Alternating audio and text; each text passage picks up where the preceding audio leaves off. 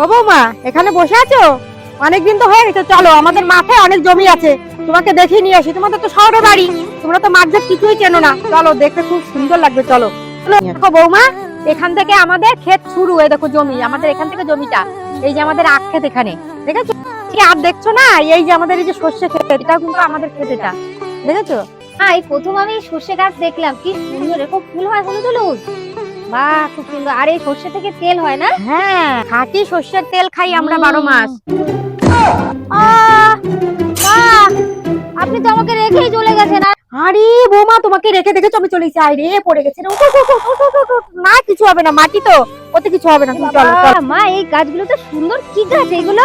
বলে আলু গাছ, এটা আলু হ্যাঁ। লাগিয়েছি। হ্যাঁ। মা, আলু গাছে তো আলু হয়নি। আরে বোকা মেয়ে, এটা আলু গাছে, গাছে হয় না আলু, আলু এর নিচে হয়, এই যে এই মাটির নিচে, ও, এই যে তাই? গোড়ায় এর নিচে। হ্যাঁ, ওর নিচে হয় আলু। খুব ভালো, যখন আলু উঠাবে না তখন আমাকে আসতে হ্যাঁ, বলবে। তোমাকে নিয়ে আসবো। হ্যাঁ, দেখাবো তোমাকে। ঠিক আছে, বলে ড্রেন, এই যে জল দিয়ে ওই নিচে জমিতে আমাদের জল যায়, ওখানে কি সুন্দর জল। জমিতে জল দিতে আমাদের গাঁদা ফুল, বুঝেছো? বাহ, সুন্দর তো। বৌমা, কেমন লাগছে তোমার এগুলো দেখে? খুব ভালো সুন্দর। লাগছে তো? হ্যাঁ। হ্যাঁ, এইগুলো তোমাকে কেন দেখিয়েছি জানো?